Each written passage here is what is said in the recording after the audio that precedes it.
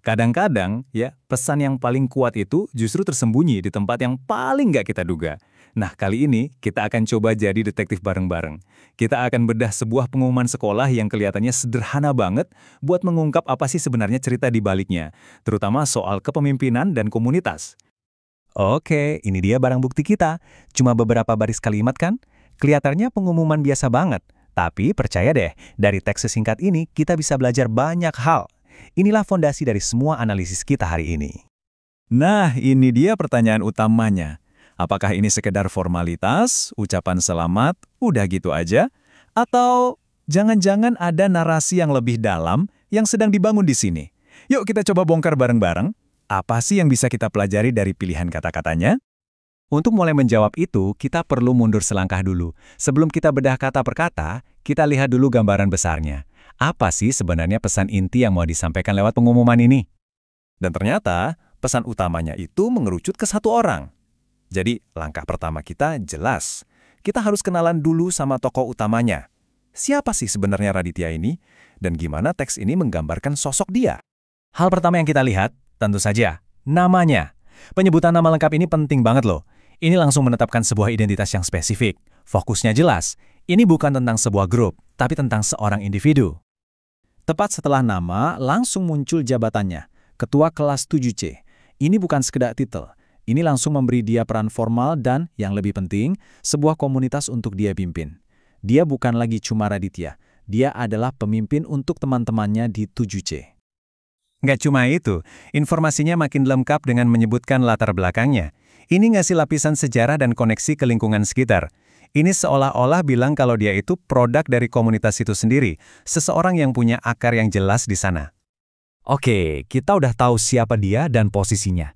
Tapi pertanyaan berikutnya, kenapa dia? Apa yang bikin dia terpilih? Nah, disinilah pengumumannya jadi makin menarik. Teks ini nggak cuma berhenti di nama, tapi seolah-olah membedah resep kepemimpinannya. Kualitas pertama yang disebut tegas. Nah, tegas buat anak kelas 7 itu bukan berarti galak atau kaku ya, tapi lebih ke dia punya sikap yang jelas, bisa ngasih arahan, dan nggak pelin-pelan. Ini kualitas yang penting banget untuk menciptakan keteraturan. Lalu kualitas kedua, bertanggung jawab. Wah, ini sih fondasi paling dasar dari semua pemimpin. Mau umur berapapun, artinya onongannya bisa dipegang, tugas yang dikasih pasti dikerjakan. Inilah yang membangun kepercayaan, baik dari guru maupun teman-temannya. Sekarang, coba deh kita gabungkan dua sifat ini. Tegas itu ibarat setir mobil yang memberikan arah yang jelas. Sementara bertanggung jawab itu bensinnya, yang bikin semua orang percaya dan mau ikut di mobil yang sama. Kombinasi yang pas banget untuk seorang pemimpin muda kan? Oke, kita udah bedah detail soal orangnya, soal kualitasnya. Tapi sekarang, coba kita zoom out lagi.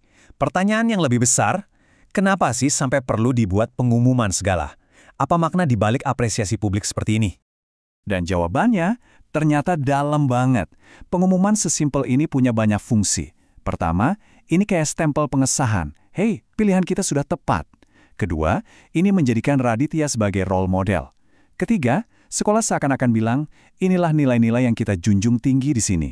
Dan yang paling penting, perhatikan deh, ucapan selamatnya itu ditujukan kepada siswa kelas 7C. Jadi ini bukan cuma soal satu orang, tapi soal membangun kebanggaan dan semangat bersama. Nah, ini membawa kita ke pemikiran terakhir.